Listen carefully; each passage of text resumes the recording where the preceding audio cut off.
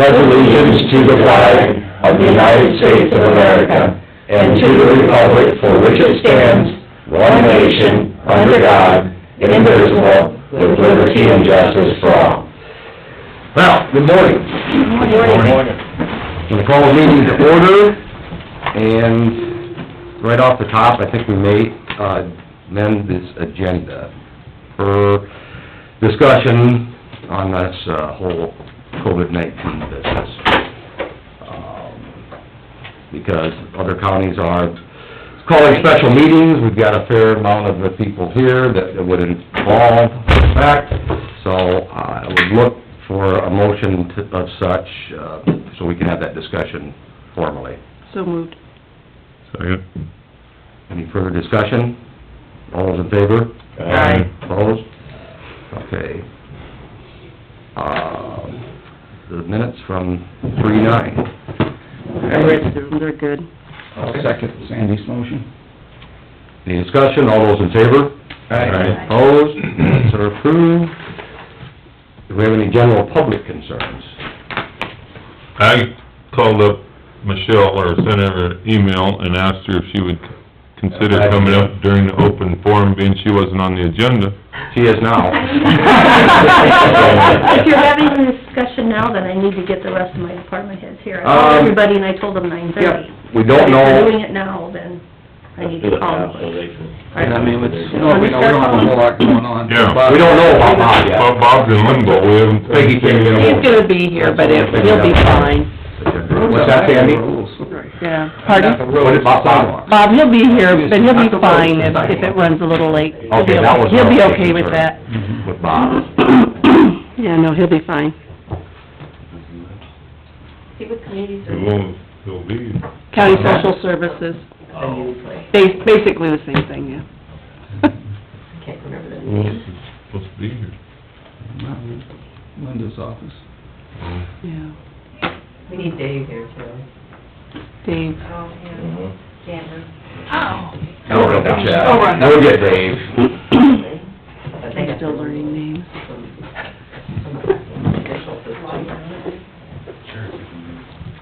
So you three went to that meeting at the hospital? That's All four. of it. Rick too? Yep, Mhm. we all did. Yeah, it was very interesting. We was looking for an excuse to leave early.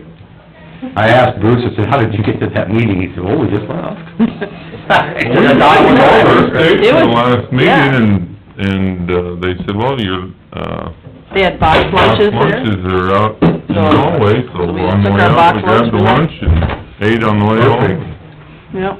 and ended up, I was back in town at about 1:30. Yeah.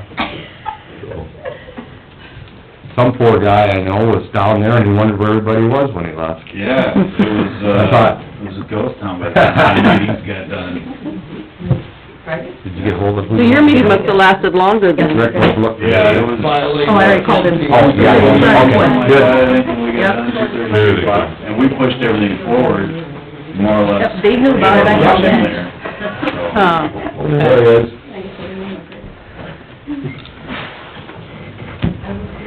Would any of you want to come up and occupy these two seats? Might make it... You're welcome to Yeah, move by all forward. means, because we're gonna look for a lot of information from you. I was not obviously able to attend your meeting at the hospital on Friday, but...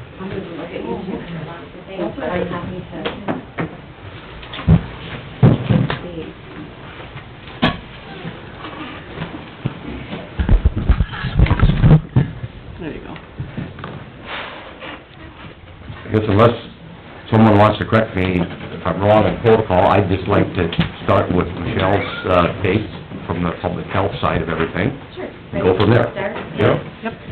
Yeah, so thank you.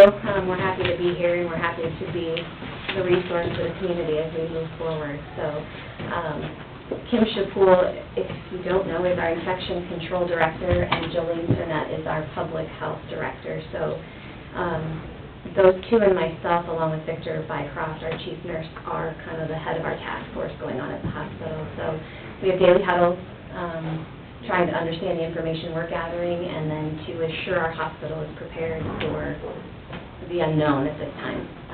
We are prepared. We have the equipment we need to do what we need to do. Our staff are competent and trained to take on this first case when it arrives. My opinion is, it's not when, it's not... You're thinking when? Well, it's, realism is fine. I'm working with cautious optimism, but... That's great, and keep doing that. A couple things that are happening at the hospital actively today, and over the weekend. CMS, which is Medicare, changed the guidelines for nursing homes on Friday night. Excuse me. So we put that into effect right away Saturday morning. That was limiting all visitors to our long-term care unit. We went ahead and made that effective in our assisted living facility. My number one priority right now is to keep about 75 residents alive. I mean, that's harsh, but it is reality right now. So I need to do whatever I can to make that happen. And then secondarily, it's how do I keep my staff healthy and working through this as we go. So we have limited all visitors. It's only essential needs to go behind those corridors. Unless it's end-of-life situations, then we will allow those through a proper screening protocol. Come on in, grab a chair. Yes, by all means. Through proper screening, we will allow those other individuals to come in. Michelle, can I ask, what is proper screening? Excuse me, what was that? What is proper screening? What is that? Yeah, so today, it's basically asking some minor questions in regards to, do you have a fever? So fever right now is the kicker that we're really monitoring, but otherwise it's your common flu symptoms, which unfortunately we're battling a high influenza that's at a peak rate right now. We also have allergies kicking in, and strep throat is still being seen. And so we've just got to be able to understand the risk factors and make a clinical decision on screening protocol. So it's fever, then we're looking at cough, shortness of breath, difficulty breathing, and sore throat's been part of that.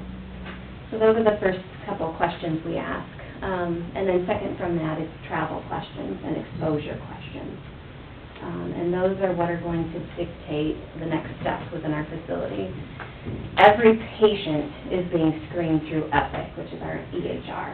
And so that's happening. Our staff is prepared with what to do should someone answer those questions, which is immediately mask and isolate.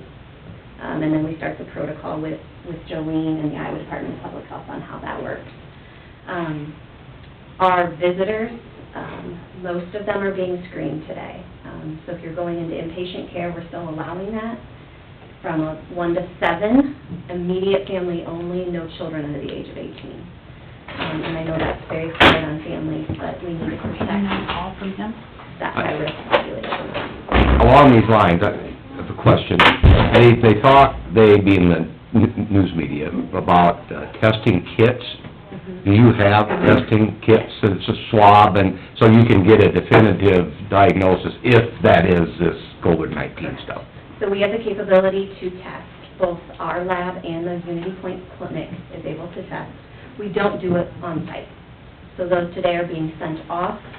I think we're still under the 3 to 4 day, state hygienic group, 3 to 4 days to get that result back at this time. There is more rapid testing coming back that's taking about 24 hours, but we are not in that as of today. But yes, we can test and send that off. So, your protocol is if there's someone that is exhibiting symptoms, they would get tested, they would send those tests off, but they would be, where would they be in limbo from 24 to days? So, time? if they're not displaying any medical emergency situation signs, we would send them home. Yes, and tell them probably to stay home. And Self-isolate. yeah, at that point, until... But they can, the good thing about those tests is, you can get a definitive answer if you have this nasty That's correct. COVID-19, or you just have seasonal allergies. Right, But it Right, takes so- 3 days to get the results. yeah. So a lot of what we're seeing is, with influenza being active right now, those are the exact same symptoms. There's no difference, and I'm hoping today, we're working on it from a marketing perspective, getting simple, plain language out. So you can understand, if you have allergies, these are your symptoms. If you have COVID-19 or influenza, these are your symptoms. If you have strep throat, these are your symptoms. So something very plain language. We are also encouraging people, do not come to the hospital if you are having these symptoms, call ahead, call to the clinic, call to the hospital, we'll walk you through what your next steps need and should be. So, that, I don't know if that answers kind of that screening protocol that's going on right now. But our clinicians, so up till about 3 days ago, and sorry, my days are combining, I think it was about 3 days ago, the state hygienic lab had very strict rules on how and when you can screen. So you had to have their permission in order to be able to screen for these folks. That has been relaxed, and so our clinicians now can make a clinical decision based on some factors. But if influenza A and B comes back negative and there's really no definitive diagnosis, then we can go ahead and start screening for COVID-19. So the flexibility on our end is there now, so we're able to. Can you test and get the results on the influenza A and B pretty quickly? Yeah, that's an immediate result, yeah. So then with the patient still present, we could move to the next level should we need to do so. Yeah, we currently do have patients asking these questions, feeling that they have been exposed or there's a risk factor there. So if the questions are being asked, to our knowledge at this moment, we have not screened anyone in Humboldt County, at Humboldt County Memorial Hospital or Unity Point Clinic for COVID-19.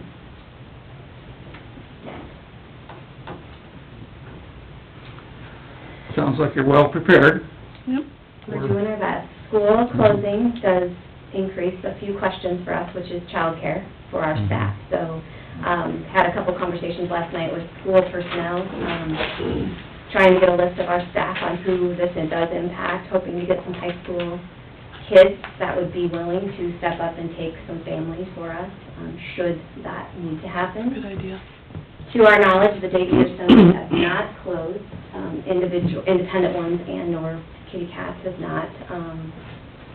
They're asking a lot of questions right now. Is it safe for them to stay open? So we're in those conversations, but that will cause a greater issue for us should those independents start to shut down as well. When the governor talked to us yesterday, she made the comment that with schools closing and daycare issues, most of the time, kids get pushed to grandparents, which then you have the young kids, which most of them could be the ones that are the carriers, and then you have them infecting older people, which are more susceptible to those things, so she said it's kind of catch-22.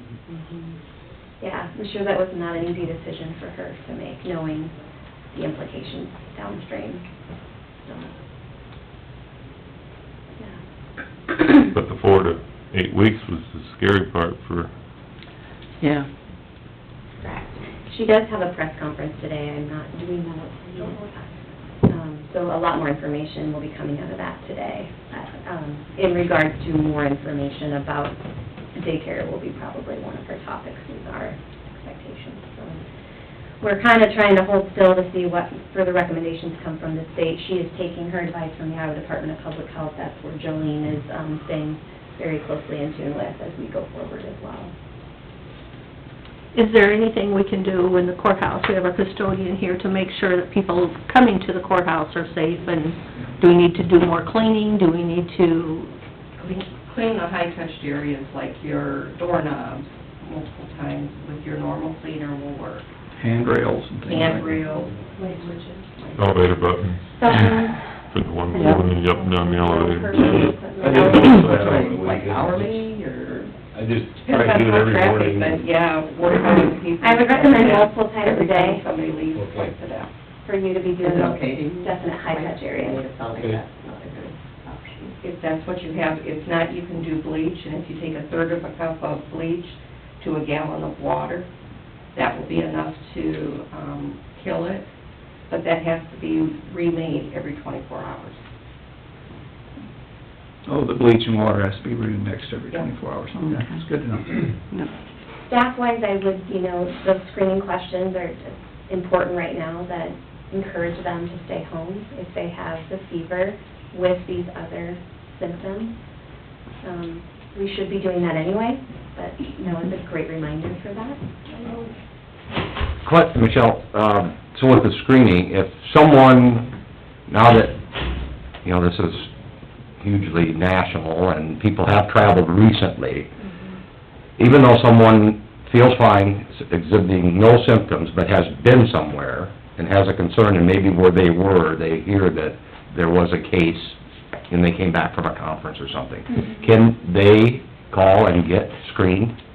Can they get a test to confirm or deny if they have this? So in that case, if they're not displaying any symptoms at all, that we wouldn't do a test. You wouldn't on do a them. test? Yeah, so it would be, they need to really self-monitor, you know, taking a daily temperature isn't gonna hurt anybody in that situation, but in all reality, Okay. As long as they're not displaying any of those symptoms. I'm just even more proactive because they, you know, this community spread and all that, and while sometimes you may be in a community other than your own, and you don't realize till you get back to your community that I was somewhere where the potential, Yeah. you know. Yeah. So the big ones right now, and Jolene can talk about this in more detail, there's publicly ordered quarantines going on, and then there's, recommended quarantines going on, and so you'll see some of these kids that are coming back from college things, they're being quarantined independently. So there's the rules are different, and I'll let Jolene kind of talk about that. But So the public ordered ones are from those high-risk countries right now, the travel places that are high-risk. That'd be a public order. If you have an exposure to somebody and IDPH contacts you, that would be a self-quarantine. They self-quarantine you for 14 days.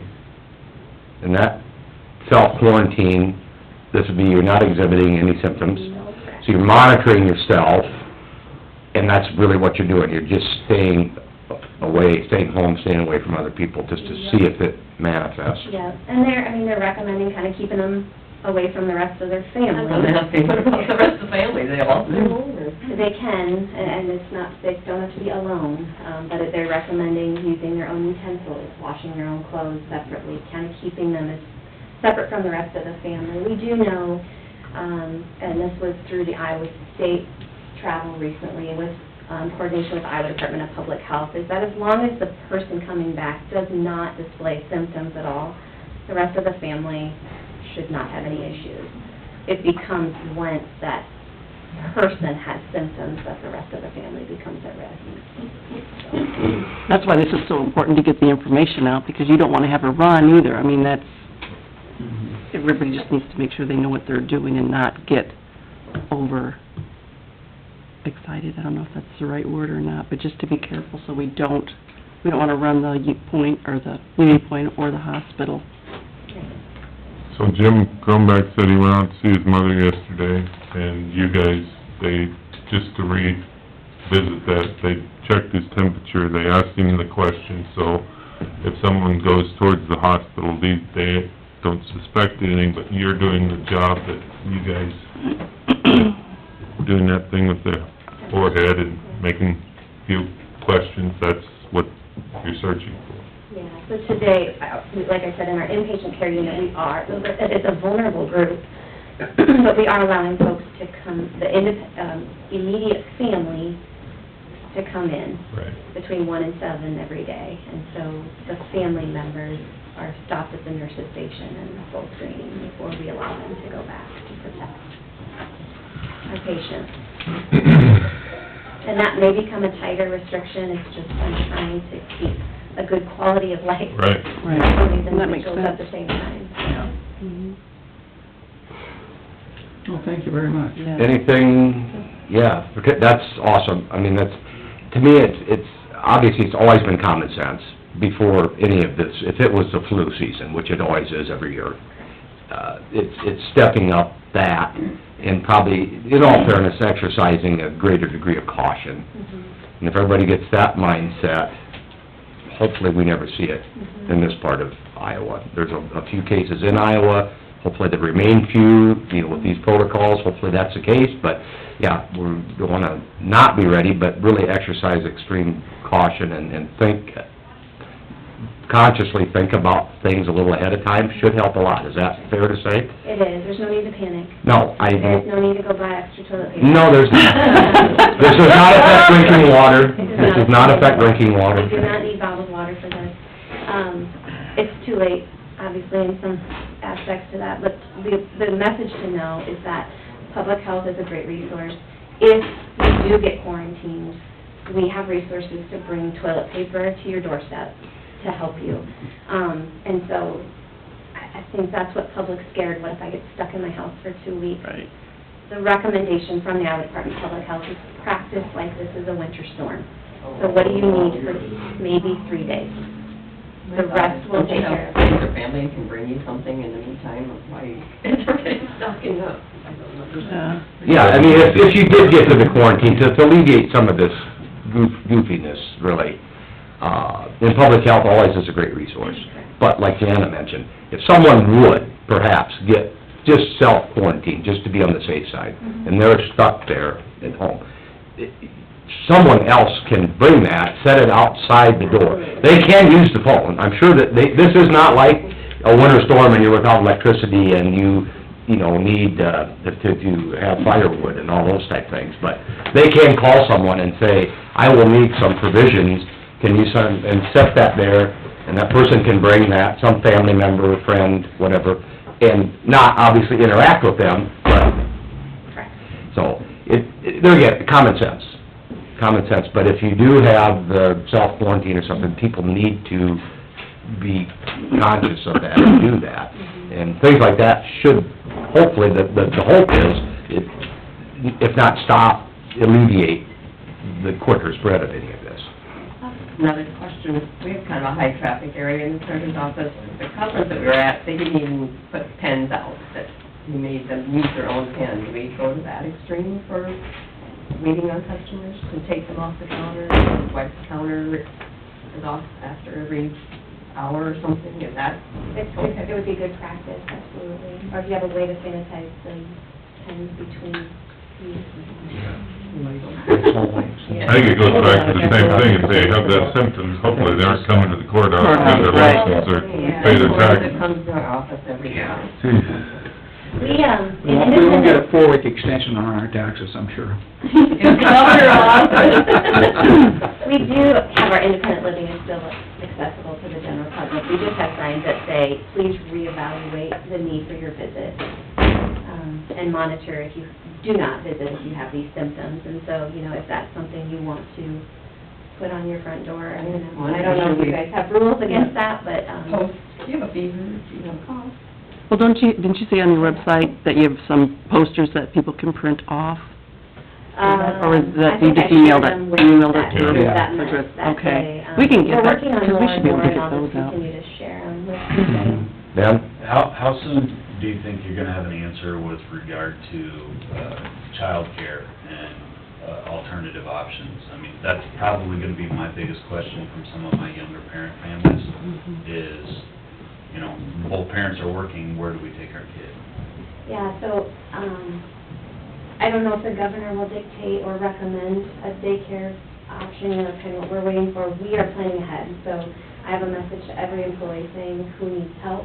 And, you know, we need to ask the next question of, if your independent home daycare quits, are you going to need help? And so, the school is ready for me to send a list out for them to respond, say who would be a high schooler that would be interested in helping out right now, and helping with families. I'm assuming that can be shared with our community, to support any workforce.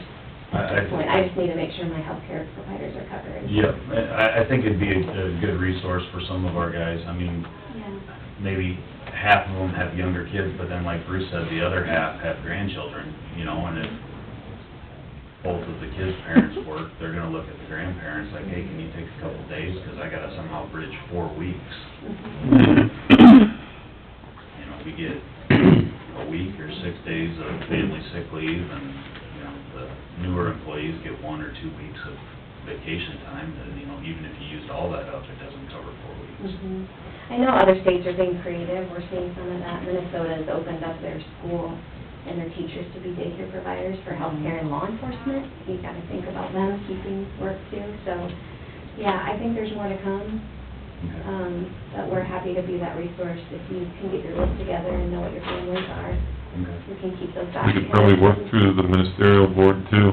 I'm sure they would put it out, through the churches, high school kids would be willing to, really, what are they gonna do? You can only watch the Price is Right so many times, and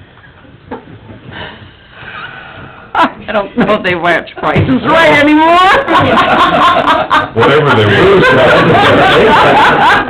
I don't know what they watch. Maybe you can pick I never a owned. daytime television program. Well, somebody's gonna have to do it. I mean, Yeah. I haven't seen a whole lot of cars going across to the For the daycare over here either, but we're in that scared move there. There isn't a whole lot of activity in Yep, town, yep. so. If I could, on a happy note. Yes. Congratulate Kathy Erickson on her daughter Lauren winning the ISAC Top Scholarship Award. Oh, no. Iowa for a county government Nice employee. to see Humboldt kid get that. Yeah, Yep, it was very. Very good. Yeah, very nice ceremony. yeah. I've got a couple of pictures for you, too. Rachel gave me a couple of pictures for you, so. That was quite the honor. Yes, That's that was very awesome. good. Did not know that. Tell her congratulations.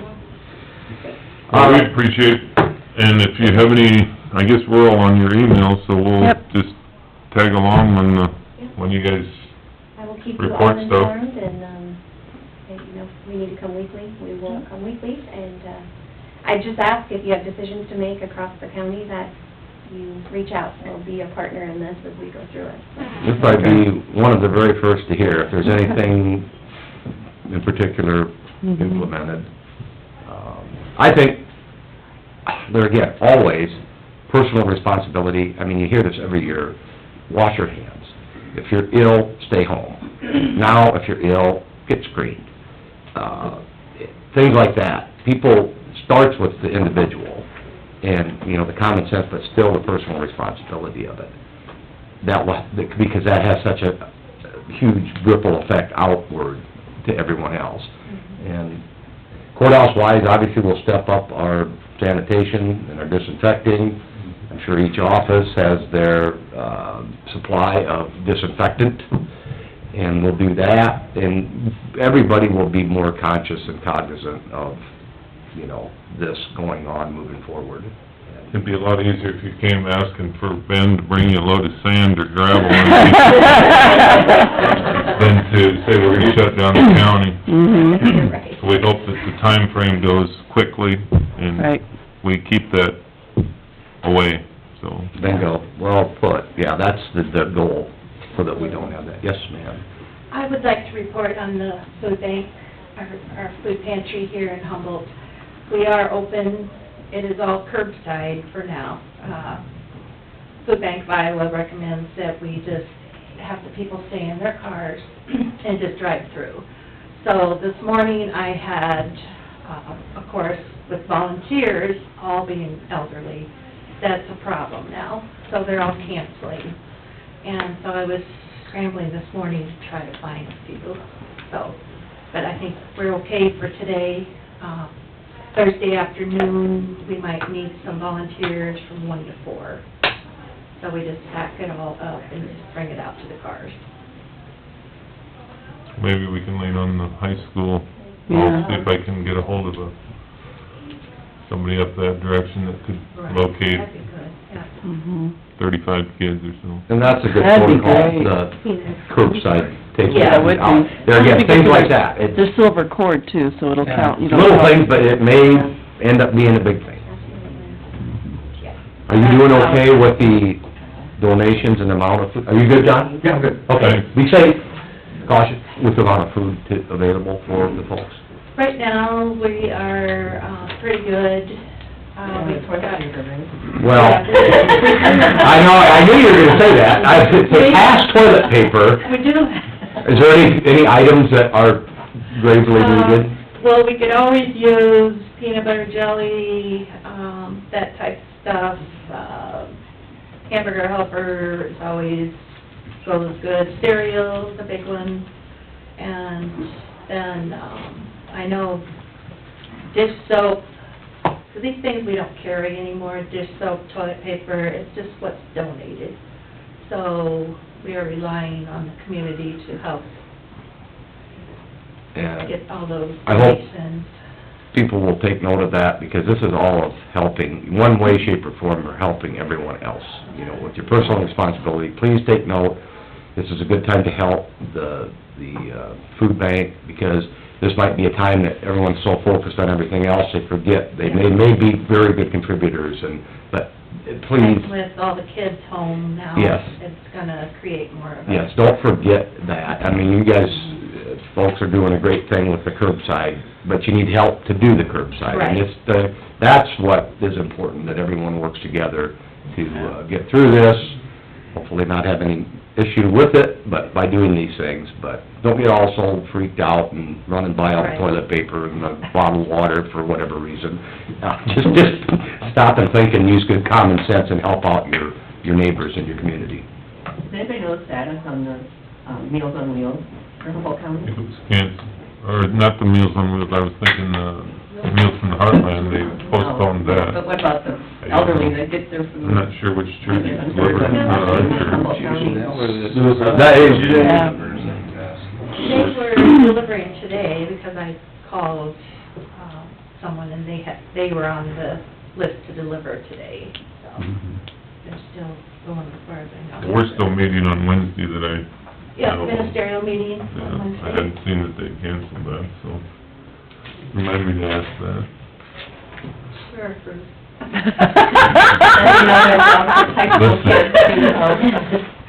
We have to set up the offices in the room because she always picks them. Mainly just use common sense and Yep. clean up after yourself. Look out for your elderly neighbors. Yeah. anything else, reading while everyone's here from the department heads, courthouse? Maybe you check to make sure we have enough disinfectant, I'm not even sure what our supply is. Okay. Reach out. Thank you, Michelle. and- Yep. Thank you very much. Thank you. If we can do anything, call. Yes. Appreciate it. I know you'll keep us informed. We will. Yeah, you're right. There he is. Yeah. Later on. Causing problems. What do we call him? Big job. The sheriff, or the sheriff? No, I... Take care of yourself. I was trying to do the courthouse. Thank you, thank you. He was at the other meeting. Yeah, he was there. He You know, was. It was just a repeat of what we had. yeah, it was just what we did on Friday. Friday. So, I did have a call from Bob, he is on his way. Okay. So I don't know. He's up there. Okay. Tell him we're ready. Looked a little crowded in here. How are you all this morning? Good. Bob? Good. Thanks, Ben.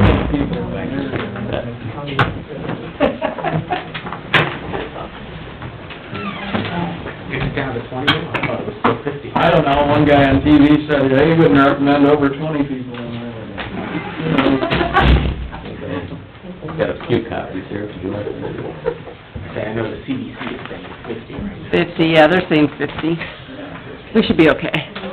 Just don't breathe real We had hard. 175 Shirts good off? lookers yesterday at church, so. What was that? We had 175 good lookers at church. Well, good. We only had they said just a little, I went Saturday night, but they said 100, around 100 on Sunday.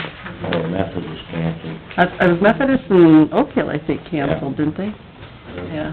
Hi, Bob. Crazy times. Thanks for coming. Yes. You bet, Bob. you bet. It's a pleasure to be with you this morning. I debated over the weekend whether to be here in person or not, but we're certainly practicing every precaution.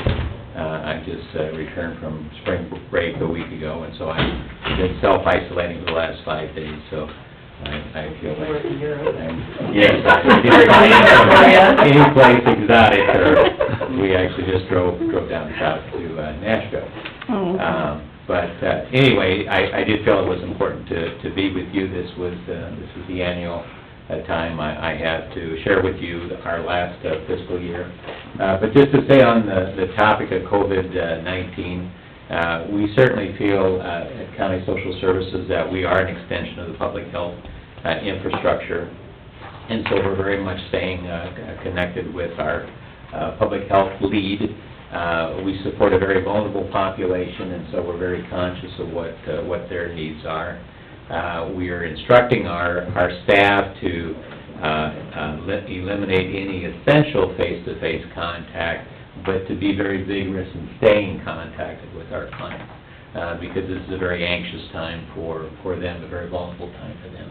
So we don't want to give them the impression we're pulling away from them, but we want to give the impression that we're exercising every precaution to keep them safe. So I appreciate all you're doing. I know this is a challenging time in leadership to make some tough decisions going forward. The comment I heard over the weekend that I think is most informative is, if you feel like you're overreacting, you're probably what you should be doing in this environment. So, with that said, I'll just walk you through our annual report, and really, again, this is just an opportunity to have a conversation, so if you have any questions or concerns, this is the time we want to spend on that.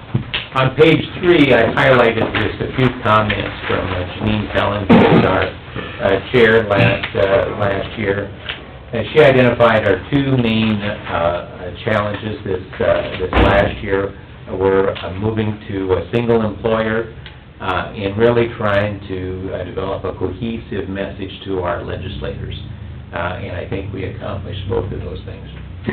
January 1st, we officially switched all of our staff from being your employees to being the Consolidated County Social Services employees. That has gone remarkably well, and really that's all credited to our finance team that are not seen or heard from, but are doing very hard work to make sure we're getting IPER submitted, workers' comp. Just can't believe all the things that you were doing for us, Peggy. It's just a real, that's a huge hold to... Nobody knows. Oh, nobody knows, do they? And it's just the complications associated with that. When we envisioned making that switch when the board gave us direction in July, we actually thought we would keep Butler County as our fiscal agent. But as we got closer to pulling payroll from them and the complications, challenges that put upon them, in November, they said, well, you better just take all of this on yourself. And so we had to launch a financial package in just a matter of a few weeks, which typically is a minimum of 6-month launch. So we're still doing that, but payroll is being met. We've met 3 payrolls now, and we are starting to catch up on our provider payments. We were maybe a month and a half out, but now I think we're getting that back within 30 days. And here, this is one opportunity we think we'll have, we didn't have before, is we'll start moving our providers to electronic reimbursement, and we think that'll help their cash position. We'll be able to get money to them sooner. So we're looking forward to having some additional benefits come out of our challenges. The legislative forum, we had 16 legislators there in October, and we had a very specific legislative priority. And as it turns out, the governor really delivered in spades in what we were asking for. We were asking for more equalized funding across the state. Right now, we're at a fairly high dollar cap relative to other regions, but that doesn't make any sense in the context of having statewide services. We should all have the same levying authority. We should try to get those costs pretty similar across regions. What I tell folks, we really spent the first few years as regions trying to standardize some of the practices across counties. Now going forward with House File 2456, how do we make a statewide system? So regardless of what region you're in, you can rely on a pretty standard set of services. So we're supportive of the governor's leadership. She was very bold in supporting House File 2456 that added a whole array of services, and now she's making good on identifying a way to fund it with the one-set sales tax. I don't know if you've had a chance to read it or have an understanding what she's proposing, but essentially how it would impact you is it would move you to $12.50 per capita cap. And your money would be the last money in.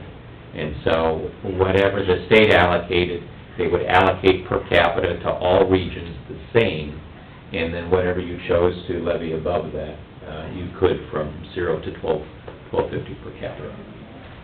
And if she were to get that passed this year, that would be a July 1st, so that would actually impact this next fiscal year. Right now, we've set the levy at $30 per capita if that doesn't pass. So for your property taxpayers, that'd be a very, very significant reduction. On page 4, you see how we allocate our dollars or identify what the dollars are going for. Across the top of that chart, you see MI, and we call that 40 from a chart of account standpoint. That's for folks with mental illness. The next column, ID, is for folks with intellectual disability. The next 2 columns are discretionary. The county social services has always provided coverage for these populations, and those are folks with developmental disability and folks with brain injury. Then below that, you see another breakdown of columns. A and C stands for adults and children. And so even though I won't be mandated to serve children until July 1st, county social services has always tried to meet those needs when we had children falling through the cracks. So if you just look at the top row there, therapeutic treatment, that 556 means that 556 individuals received some assistance with their outpatient services in the last fiscal year. Are we having any issues with trying to get help to these people up in this tier of the, I mean, I know around Des Moines and the bigger cities you have doctors, but do we have enough up in here? Yeah, that's a great question. Barry Hill has been doing an amazing job. Aaron McCone, since he came to Barry Hill, has really expanded their capacity. Now, to the extent that he's able to push it out to Humboldt, I think there is at least, I think it's at least 2 days here at the Humboldt Hospital, isn't it? Yeah. For outpatient services. And then we just recently added 24/7 telepsychiatry to the emergency department. So any resident of Humboldt can go to the emergency room any time of the day and get evaluated for psychiatric need, and then hopefully access the treatment they need locally. And if not, what the provider will do is they'll help the hospital find the bed. Mm-hmm. Good. And then we work with them to coordinate to discharge and clean that. So we are making progress. Yeah. We Awesome. really are. Thank you. The jury was out early on with telepsychiatry, but the research coming back and really people's experience has been pretty positive. The effective results have been very good.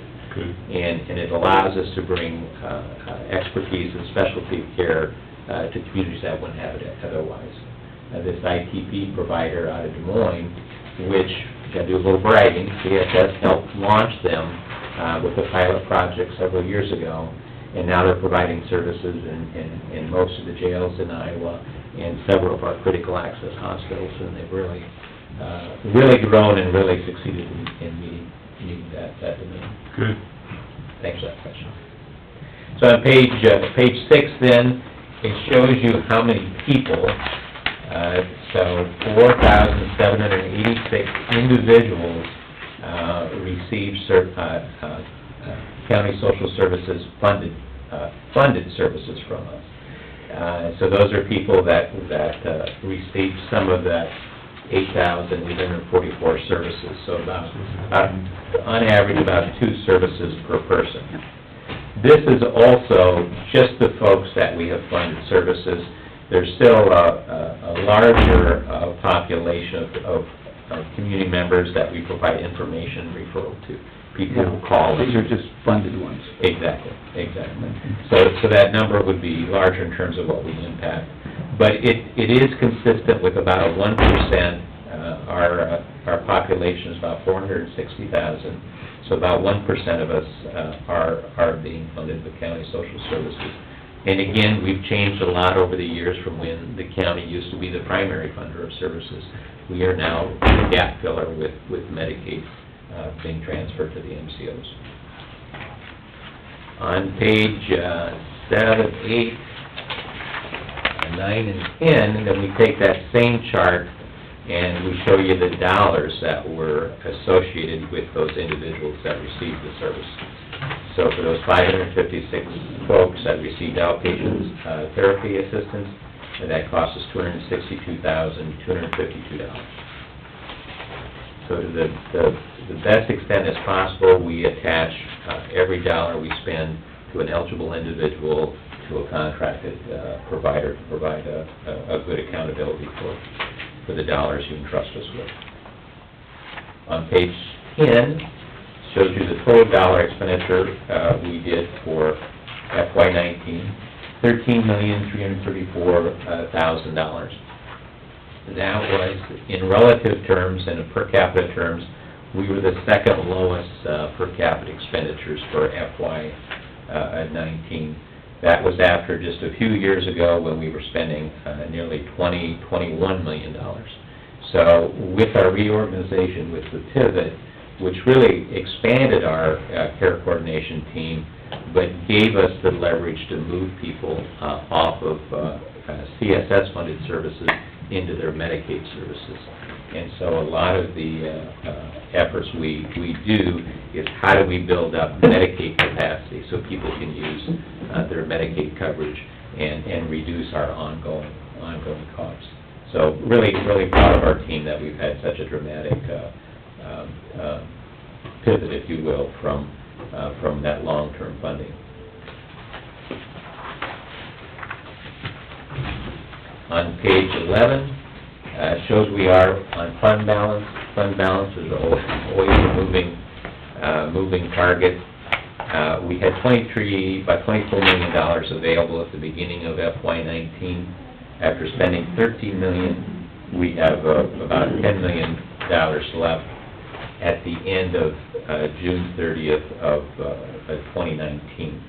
I'm projecting that our fund balance will grow probably another $1 million, maybe $1.5 million this year, and that's why we had a fairly significant reduction in our property tax asking this year, because that levy, that fund balance was going up pretty quickly, getting us to about an 80-90% fund balance.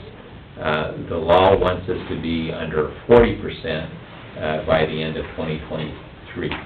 So we got to figure out how we can spend that down, still invest in all those services we need, but still have a soft landing from a taxing standpoint. Okay. On page 12, it shows the levy.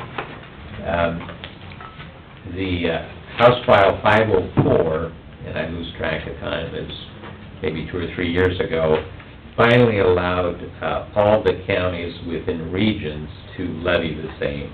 So we only had 2 or 3 counties that were still under a dollar cap. So we're all now able to levy the same dollar amount, $35.18. Cassuth did choose to levy $21.25, and that essentially was the subject of the agreement that we reached for them to backfill that difference between the $35.18 and the $21.25. So they are doing that this fiscal year, and when they leave July 1, we'll retain the fund balance dollars they would otherwise take to pay off that balance, and so we'll be in good standing with them. Okay. Next page talks about our array of services. Again, our charge is really access, making sure the services are available, making sure they're timely, making sure they're geographically accessible, and so we continue to work on building out our capacity on these different services. I won't spend a lot of time with those, we'll talk about the more important ones. If you go to page 18, it talks about our iStart program. I like to talk about our iStart program every chance we can, because it's a very significant program, but it serves a very small population. This is a specialized mental health intervention for folks with developmental disabilities and mental illness. It's a model that we brought out of the University of New Hampshire. There are now 28 states in the country that use this START model. We're about 3 or 4 years in. We just expanded this service to the East Central region, to Johnson, and to Dubuque area over there. And so now this program actually covers over half of Iowa. And we hope to eventually get it approved for Medicaid, sell it to the state, if you will, so all Iowans can have access to this. It's so critical in supporting families that may have a child or supporting an adult child with autism and co-occurring mental illness, to have the resources they need to keep them home. Our providers really value this team that provides a more intense wraparound and assessment crisis management for them, so they're able to serve more complex individuals. So we're very, very proud of this team and the work that they've done.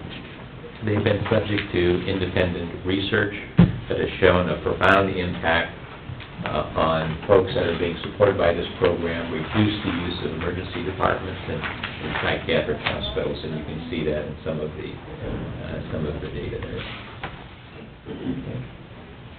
About 80% of the folks that are referred to this program are referred due to some form of aggression, and oftentimes that's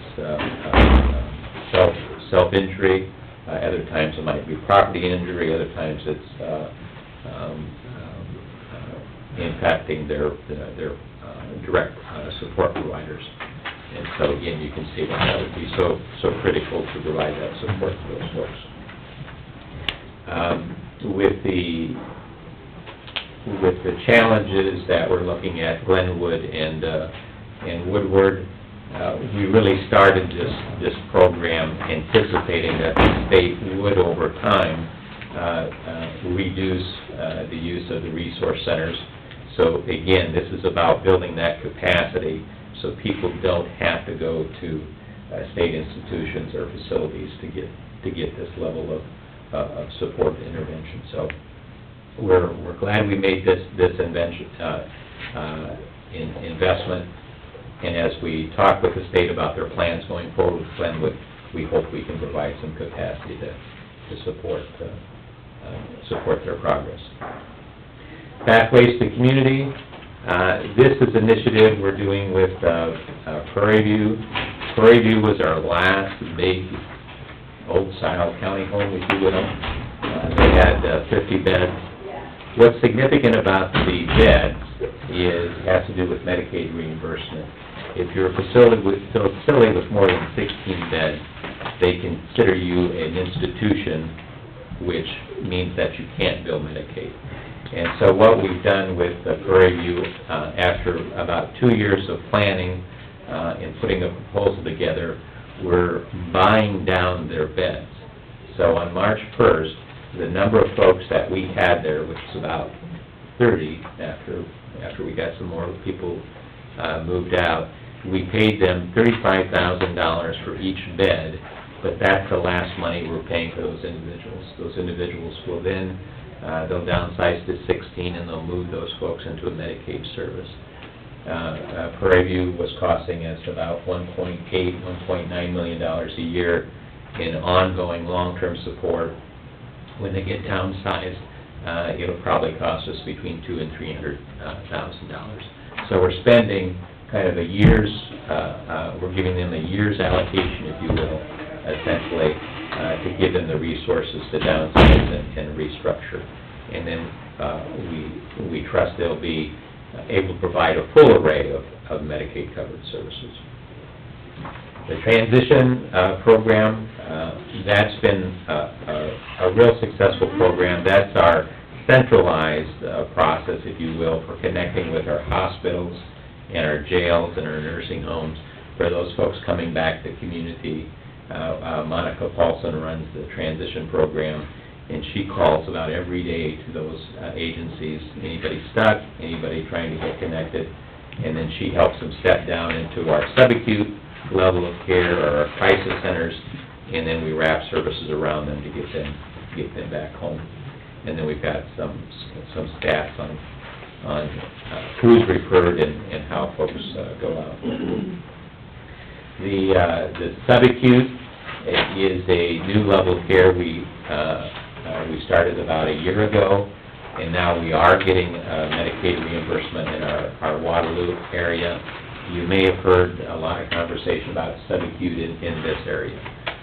We really think this area, the Fort Dodge market area, if you will, would really benefit from subacute beds, because this would be a medically managed level of care that oftentimes now people have to travel significant distance out of the community to get inpatient treatment. We think we could keep more people locally.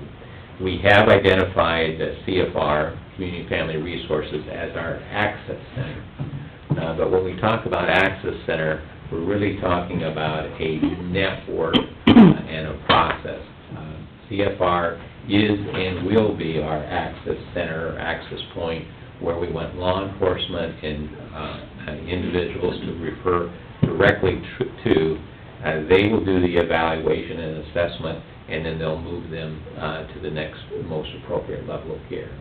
What's so powerful about their program is with the detox center, we know a lot of folks that come involved with law enforcement. That's really the first thing that needs to be addressed, is evaluate the role of substance use disorder. And so having that as that first level of care available makes a lot of sense. But they're not able to add subacute to that setting because of that 16-bed restriction. So we have to figure out how we're going to create that subacute capacity in that community. And we've got a lot of hooks up to see what we can do. We are able to move people from this community over to Waterloo if they need extended stay, that we can take them to subacute and have Medicaid pay for that. Otherwise, we keep them at CFR, and CSS just pays for their stay instead. What he's talking about is that subacute. Our region has 22 counties, and we're split up into 4. So our quad is Wright, Humboldt, Webster, Pocahontas, and Cassuth, as long as Cassuth. Am I missing anybody? I don't think so. But, so that's where we want to try to get that subacute, because it's so important for us to get that in our area. Yeah. Yeah, the mandate is to have it within 120 miles, and so Waterloo pretty much covers everything on east, and Fort Dodge will give us really good coverage. Rolling Hills has had conversations with us, and they'd like to support the development. They would be willing to assign some of their counties to it. We've had conversations with the Central Region as well, and they've indicated the same willingness to collaborate. So we're working hard on that.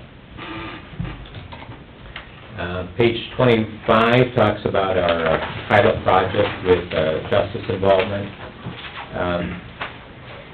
We've been doing a lot of work for years with our sheriffs, because they're the point agency for serving civil commitment and for helping people transition out of jail. What's different about this is now we're starting to team up with local police, which are the 911 responders. And what I've highlighted there for you is after our first year, we recognize that 70% of the calls for service from the Server Police Force were clients that we've identified, clients that we know. So that tells you very strongly our shared mission with those local police departments. So we'll continue to work with them, and again, access centers give us another opportunity to do that. Instead of having law enforcement be involved in getting them to the hospital, we can start using mobile crisis in our team to get people to access centers for the services they need, and getting law enforcement back on the street. There's a lot more good information there. I hope you'll take some time to take a look at it, but I don't want to take advantage. You may have stopped listening before I stopped talking. That's always said. So I want to give you an opportunity to ask any questions you might have. We've just really so appreciated Sandy's role on the board. What really makes CSS successful is people working together to build capacity. When counties are trying to look at what they can extract from the membership, that's where we really have challenges. But when people are willing to really look at the greater good, there's so much we can accomplish, and really appreciate your leadership. Thank you. It doesn't look like you have any issues filling an agenda for a meeting. Yeah. No, our agenda's always full. It's gotta be slowing down, but it doesn't seem to. It's like, wow. Yeah. Do you have 5 minutes to sit and have a joke back and forth, or? Well, we try, but... Wowee. Yeah. It really, I've been doing this for 28 years, and these last 4 or 5 years have been the most dramatic. I mean, things have changed every year. And there really is the good side is there's really a commitment to make things better. We're getting a lot of good leadership from our legislator and our governors, but keeping up with all of it it's a chore. Yep, it is. Well, and it's important to get the word out that this mental health it's just like anything else, it's health. So we need to make sure that, to keep people aware that they, don't be afraid, get rid of that stigma, and I think that's what we've been working so hard to do, is we just want to help you. Yeah. It's gonna make your quality of life so much better, so don't be afraid to come up and say, hey, I need your help. And it's about economic development, it's about helping people return to being productive and purposeful, absolutely. Which quadrant are we in? Is quadrant? West quadrant. Yep. Yeah, the quadrants came out of that, the pivot, because you may have heard that 22 counties is too big. Well, when we formed, we were kind of a weird, I call us more of a confederation. We were kind of a loose collection of counties, and we kind of had a flat structure. But the pivot really gave us more redundancy and more specialization, and it's really pulled our team together. We've got an incredible group of folks. Allison Hauser is an amazing quadrant lead. She's got a very aggressive team that really does whatever that individual needs, and she will do whatever you want her to do. Yep. Make things better. Just real proud of her. She really cares about everybody. I mean, I've never seen anybody that has such a heart for it and really cares about people. She does. And rescues animals on the side. Yeah, that's right. I forgot about that. Well, we appreciate you coming. Thank you very much, Bob. My pleasure. And we certainly appreciate Kathy and Dee as well. Dee has just really helped us a lot with the case management program, and again, she was one of those finance people that's really helped us with that transition. And then Kathy, we were really glad that she was able to move into the mental health advocate role. That's really been a good partnership for us. Thank you. Awesome. Thank you, guys. Thanks, Stay Bob. safe. Keep up the good work. Hey, will do. Appreciate the opportunity to serve you. What's your time on Monday and Thursday when I call up to school? It's all part of Bob's, Where you were. so we don't have anything else. Okay. Just his presentation only. 9 to Okay. 12 on Monday, and Thursday afternoon, 1 to 4. 1 to 4. So you're looking for younger, and will they, when they Able-bodied. do They have somebody drive up, they've already called and told you that they're coming, and so you're gonna have this stuff bagged, or, I mean, what am I telling them they gotta do? We're gonna pre-bag as much as we can, and then... But they don't have, they aren't gonna be the ones in picking the stuff. Or There'll be how- a list, Alyssa will have a list of what's put in for each family, and then they'll probably get a choice of meat that they'll have to run in and get. All right, well, I'll call up to see if I can get a hold of, say, Greg Thomas, and see if we can't get some of the silver cord. Yeah, that's what I was thinking, that'd be a great way for them. I know they enjoy helping. Be a good way for them to get silver cord too, babysitting. As long as you aren't mean to them, then they'll be all right. She's only mean to you, but you deserve it. Sandy here. I have not met you before, I'm Sandy Loney. Oh, I guess that's what, I forgot. Don't touch. I'm sorry, I'm such a, you saw me go like this right away. You want a cup of coffee? I'm Sandy. Hi. I'm Becky, Upper Des Moines. Becky, Yeah, okay. Becky Sandy. I do. Okay. Yeah. I'm the newbie on the board, so I don't know everybody yet. Glad to. And I'm not embarrassed to ask, so. I'm sorry, I should've introduced you. That's okay, I Bruce. just figured I'll you stay knew in her. touch with No, you, Bruce, All and right. Thank you, dear. be well. Yes. Thanks, Peggy. Yep.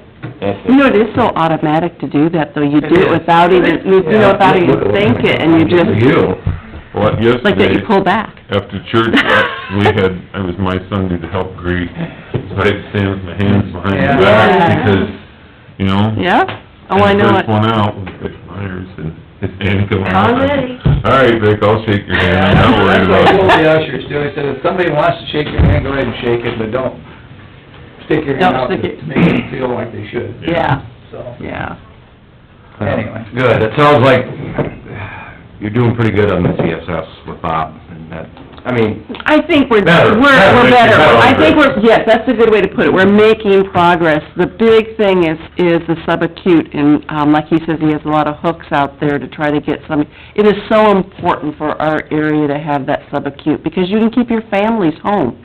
You know, you've got your, person who's getting their help, but if you're over in Waterloo, those are usually Long people, ways away. it is, they don't have the money to get a hotel room or, you know, to Trying travel to keep family see them. function, Right, what is in Humboldt or in Fort Dodge or wherever, right, you yeah. have to have that ability to... Exactly. So if we can get something here closer, it's only gonna benefit them to help them with their speed of recovery, to get where they need to be, the family to kinda understand that they can be in therapy also, you know, 'cause they do have so it's just really, really important that we get that and get community, understanding and excited about it. We need this.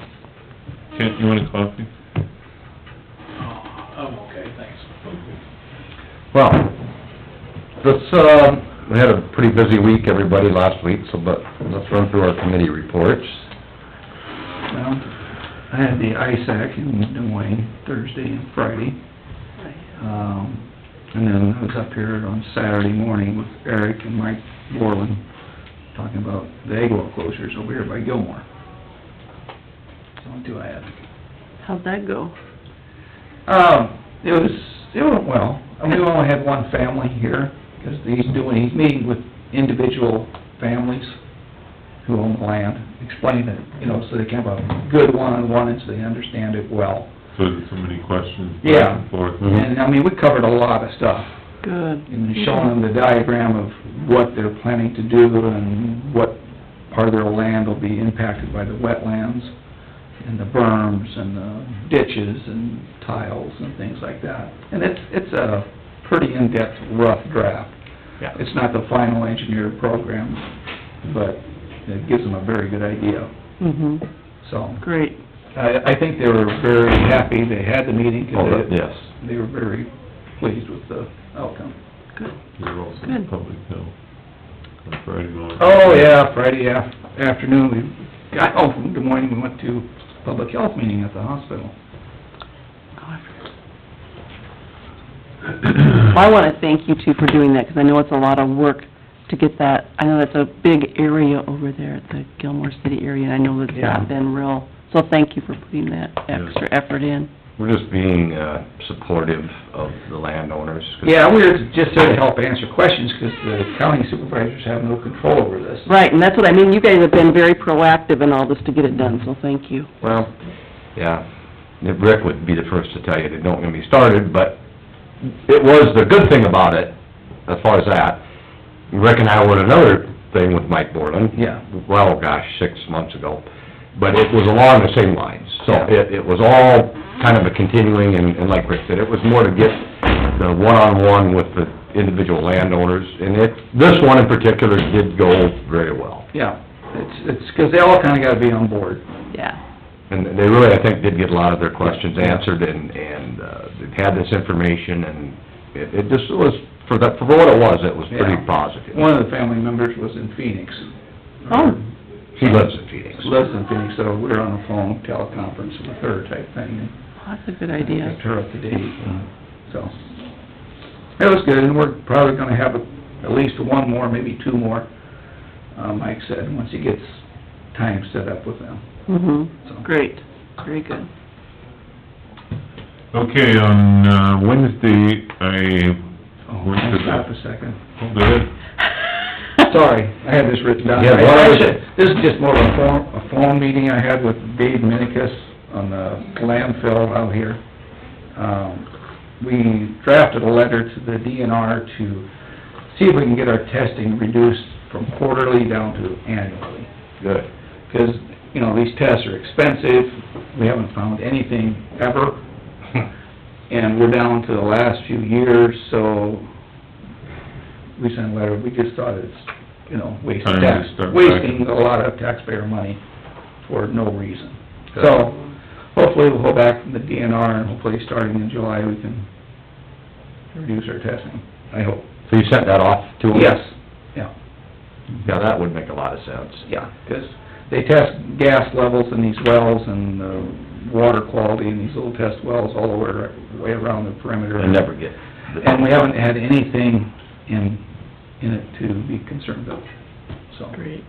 Awesome. That'll be All right. better, I yeah. hope they see the wisdom of that. Yeah, yeah. I'm done. Okay. Oh, by the way, Trish, speaking of the landfill, Trish called me, I think it was Tuesday, the guys that were... Cutting trees. Cutting trees. Yeah, I got that phone call too. Okay. Yeah. And I said, well, I don't know where the key is. The key was actually, well, I ain't gonna say this on public. Okay. As long as you let me know Yeah. when I get that phone call, 'cause I was like, deer in the headlight, like, I don't know where the key is, but I'll find out, so. Anyway, Wednesday, the mobile food pantry was in town. Kinda thought it was gonna be a slow day, and we ended up with, 95 families and 233 people. So, pretty much, took most of the food that they had there. I don't think there was a whole lot moved back up to the pantry afterwards. On, Thursday, I went to ISAC, Thursday morning. I gave the information for the, surf deck meeting, which starts at dawn. But it was a quick meeting. The, numbers are fairly consistent. Their, fuel tax and whatnot are remaining high, or about the same. So far, the, auto sales are higher than what the state really thought they would be, so that has helped fund, the registration fee. But with the way the economy is kind of trending, it's making them nervous as to what's gonna happen. I see by my phone, the Dow is on a downward plunge this I morning. knew that was gonna happen. So, anyway, I gave that information to Ben at the meeting, so I didn't lose it, but, all in all, it was a good meeting. Then at 10 o'clock, Dave, myself, Bob Phillip from Webster County, and Rick Rasmussen from, Wright County went to, and Kyle. Kyle from Cassuth, We went over to the state capitol and visited with Tim Kreinbrink, Ann Mike Myers. Sexton. Myers, and Mike Sexton, and who was the one from Cassuth? Not sure who he I was. can't remember. Oh, that's right, Kyle said his name, I don't remember what it was. Anyway, we had lunch with them, we discussed some of the issues with, well, all of us serve on that juvenile detention board, and the difference in the pay rates from the Des Moines Center to Eldora Center to the Cherokee Center to the Waterloo Center.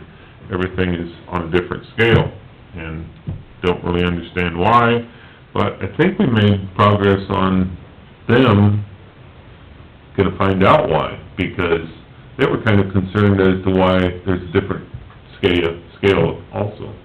So, I don't know if we touched a nerve or made somebody mad, but at least we're gonna get some answers hopefully, and we might not make people that run the Des Moines Center very happy, but I guess that's what we were after. Then, after that, we went back over and attended several meetings. Then I came back on Friday, went to the hospital for the public health, and listened to the address from Washington. And that's what led to bringing Michelle and her group over here this morning. That's all I had. Okay. I had, ISAC on Thursday and Friday also. Found out that I was approved to be on the education board.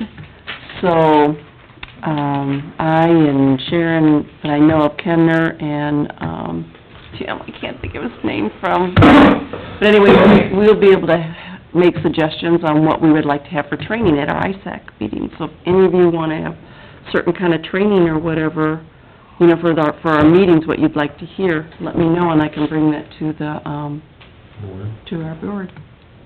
I'm not for sure who all is on that yet. Rachel just told me on Friday. And then Friday I went to the public health meeting also. Did it? That's it, I'm You done. didn't even use your little box. It was that. Okay, Wednesday, I was out at the mobile food pantry. And after that, I went over to the, He was the apple guy. shelter. The apple guy? He was the apple guy. Yeah, No, I was the perfect. apple guy. Good job for him. Anyway, after that one, I went over to the animal shelter, and we're moving right along with that. We hold a Jim on putting one of the walls in because the cages coming in are 600 pound apiece, and there's 2 of them. So he's gonna have to leave a wall out in order to get them in there. That's why the 4th wall's not put up yet. But it's moving, supposedly we'll have a walkthrough. A lot of complaints on it being too small, but, I think once we get it up and running and we'll have an open house on it, people will see that it'll be very efficient. Then from there, Thursday, we went down to the spring school, ISAC, and, we got called at about 11 o'clock that they was gonna have a Board of Health meeting out there. So, I come back for that along with everybody else. That ended the week, looks like. That's all I had. Well, obviously I did not go to the ISAC convention because I was at the Iowa State Weed Commissioners Conference in Ames. And, I was there last year as well. This one was actually much better. It was very informative and educational at the same time. It was a really good conference as far as weeds go. But, very well attended, and it's just, you know, gives you a lot of information and education at the same time. So that was really good. Really enjoyed that. Then Saturday... Do you have a date? Oh, that was started on Thursday, went through Friday afternoon. Okay. so the 12th and 13th. So that was very good. And then, as Rick mentioned, we met here with some landowners and with Mike Moreland from Idell's at 10 o'clock on Saturday morning to discuss the egg well project. And we already discussed that, so, that was all I had officially last past week. I would like, one of our last meetings that we sat in was the round table with Richard. No. Oh, Richard? They had discussion on, you know, some of these smaller communities, which we have numerous, and the ability for, them to have fire and ambulance service Yep. is really getting to almost a scary, and Richard said, well, I just want to bring up the fact that my sister still drives the ambulance, and she's 77 years old, and our jaws all hit the floor, Yeah. because he says, well, she's one of the few that'll do it, and, you know, we think of our smaller communities, mhm. Yeah. and so, I visited with Jim Grumbeck the other day, 'cause I said, what is the restrictions on our fire? When can a young kid that, is he 18, he says 21. But I think we have to be reminded that, you know, we have a lot of young people that we hope to entice to stay back here, to live here, to raise families here, that we need, those people that'll go learn how to fight fires, that'll go learn how to be on the ambulance crew and do the things that, you know, make the EMT, communities all that. continue to thrive. And it was amazing to listen to different people from around the state as to what, and, you know, was it up at Lamar's? They said they got like 2 ambulance services that they don't transport people, they can go out and they can Oh, that was do... it. They can do the medical part, but they Yeah, can't, but they have to wait. Yeah. Sometimes 30 minutes. No, they're like first responders. They're first responders, but they can't They can't transport them. We do too. Gilmore City's that way, and I'm not sure what Renwick is. Well, and those are things that, you know, Yeah. kinda scary, so if you know, you have a heart attack and somewhere, Time-sensitive issue. time-sensitive issue, that, so I think those are things that we need to keep encouraging our youth to, that are around here that aren't, you know, stay involved in the community, stay involved in the, Mhm. it's kinda like you guys with the VFW and doing burials for, you know, it's like every week or every month, you do the same group, that, Mhm. because there's not that many people that are veterans that will do that, and we appreciate it Yeah. very much, so. Very much. I was Anyway. surprised at how many communities there were that do not have that service. Right. And it's really, they're trying to get the legislature to have it be an essential function, because it's not considered an essential function. And that's unbelievable that it's not Yeah. considered an essential It function. is, isn't it? Yeah. There's 2 counties that shareCio Gordo, Mason City ambulance. Yes. You're Worth, clear down yeah. in the far corner of the county, and Mhm. you gotta wait for an ambulance to come on to Mason City, that could be 45 minutes Mhm. Wow. drive That before was, they ever get there. that's what Richard said was, you know, when I decided I'd do this roundtable discussion and I picked this as a topic, I really didn't know if we'd have enough people to talk. And the minute he started, the mic was going around the room and... Everybody was, And Barry, he yeah. couldn't run back and forth across the room fast enough, 'cause Yeah. everybody wanted to tell what was going on, and so... It was interesting and scary at the same Yeah. time. So, I guess, like I said, I talked with Jim, and 21 for Humboldt, is what the fire department regulation says, but we need to encourage those young kids to do that, whether it's boat or whether it's whatever. And the employers to give them the time off. That was the other If thing. there's a fire call or an ambulance There was, call, yeah. to be able to leave work and not be penalized for it. Mhm. Yes. So, But you made a good point, though, and I'm glad you brought that up, that we need to welcome these young people in. You know, they have ideas too, and thoughts, and we all get set in our ways that we've always done it, so we need to be open to what these younger ones are wanting to try or do, or their ideas. at least learn it, Yeah, Yeah. yep. so, all in all, it was good. It was a very good meeting. Good. Mhm. Quick question, because you brought up the landfill. Yes.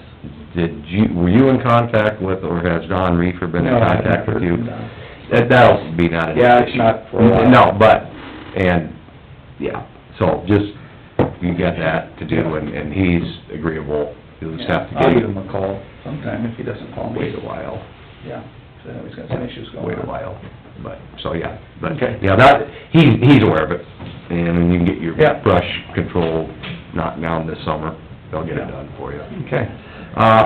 Do you have anything else particularly? I do. I see Mr. Stobie's here. Yes. Has the board discussed anything as far as reduced hours or services with the courthouse, so we can coordinate things with the court system? Not reduced at this point. Okay? Court system is reducing its services temporarily.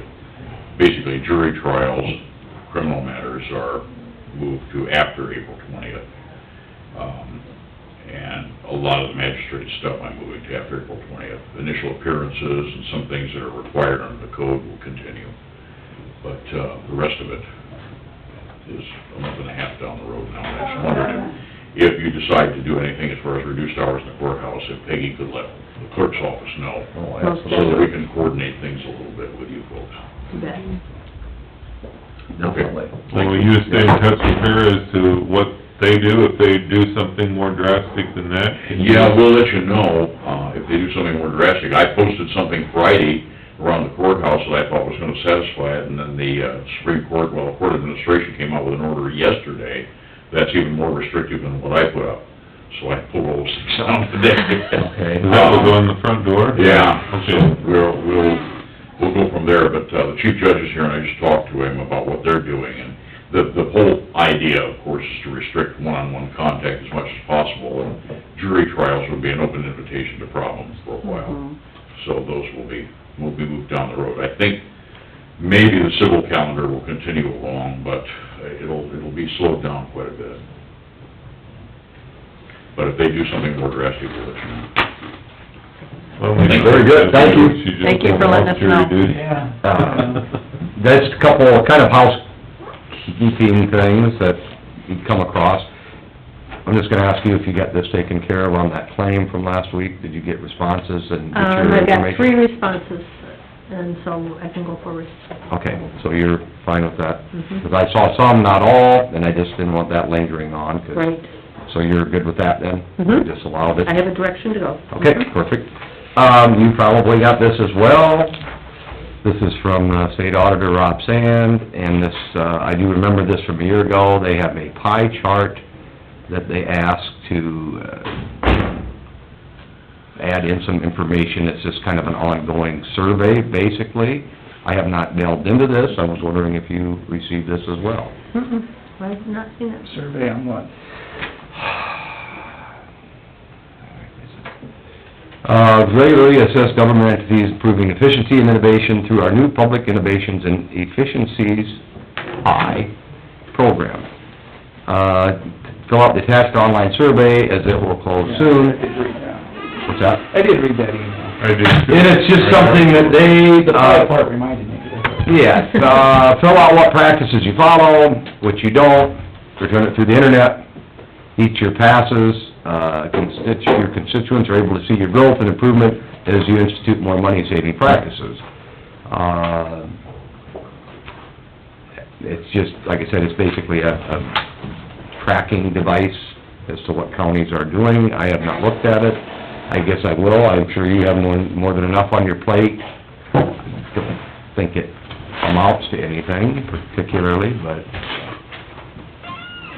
any thoughts on that?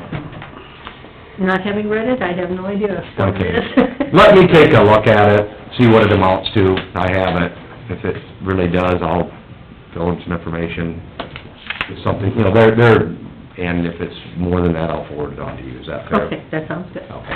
Let's say it's not, it's just more of Right. a survey, if you will, Okay. that the state keeps track of. Okay. Okay, so we got that done.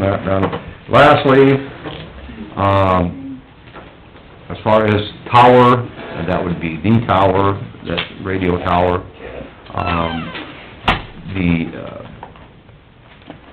physical mounting of the equipment, the aligning of the dishes, all that is complete. So we have a bill for said work. That is installation of the ditches. Peggy and Rick would be more familiar with this, because we talk about it every month at our LEC meeting, but that was completed this past week, and the holdup was the dish alignment, which is done. So Murphy Tower Company, who did all of that, has sent us a bill, and you have to remind me that this is paid by the county, so to speak, not the LEC. Right. So I will submit this bill to you, I will need your signature on there somewhere. and it is a 60 days, and so it's not. Okay. I will just tell everybody, we'll have an LEC meeting for a couple of weeks, but it is the exact same amount that they had sent the work order on. They didn't, they ran into a few snafus. They did not increase their overall cost. So, I'm gonna submit that. And that's done. Tower-wise, the next phase of this, which is another company that comes to do some more work, Aviat, is notified, they are scheduled, they will move forward. That portion will be complete, Electronic Specialties will get involved, and this will be up and running in the relatively near future. It better be. We found out, when we started this, when we got hit by lightning, we was the third one in the state, third county. We're one of 11 left that has not gone. So, we've been jacked around the nose. Yeah. You're, not only preaching to the choir, but the minister. Yeah, we actually had a meeting on this down at ISAC, Yeah. so. There's 11 of us that have not, 11 counties that have not been online yet. And we was number 3 when we got hit by lightning, and they said we'd 6 months. 2.5 years later, we're still Well, living here. I won't go into the gory details, but if you want them, I can tell you specifically, for the most part, why that happened. Yeah. Well, for lack of a better, I mean, it was just one of those deals that they do the test call, what, monthly? Yeah. And every month, then they show the 11 counties that Aren't responding. Humboldt County was there, and it's like... Yeah, like... I know, no one's more frustrated than I am, has been, but it's been a process, and I can tell you particularly in a lot of specifics as to why, having been immersed in it, and it wasn't my fault. No, I don't think anybody's blaming anybody, but it's just been a long... Just that they dropped the ball, and... I can tell you, We're the ball, and we got down there on the bottom, and now all the other counties has got it, and we don't. No. I know, That's, just hurts me. Yeah, it's been a battle, but I can tell you the specifics, but I won't bore anybody with the details right now, so. Anything else that anyone has? Peggy, your handout from last week, do you have any other recommendations for your loss? I Do we did... need to add anything? Are you happy with this? What do we need to do to put this? It's whatever you guys want on there, and I did hear, we had the legislative session also during our ISAC meetings, and they are not going to be adding anything to wording to be on the general election ballot. Okay. So that leaves us September as a special election, so that's what we're gonna push for. I'll get a letter out to all the cities and schools and... I was gonna say, so you wanna put the ball in motion to make that, Yeah, I can start sending Workable. information out and, yeah. then I'll trust you that you won't be like the radio tower company and they... I will not forget you. And you can put that in minutes, you bet. Okay. We appreciate it very much. Yes. You're welcome. I just Yep. don't want that to go by the wayside. No, I do not either. So, Would hate to be the only one left out of the whole mix. Yeah. thank you very much. Yep, You're welcome. thanks, Peggy. I think it's time. Anyone else? Motion to adjourn. Second? Any discussion? All those in favor? Aye. Opposed? We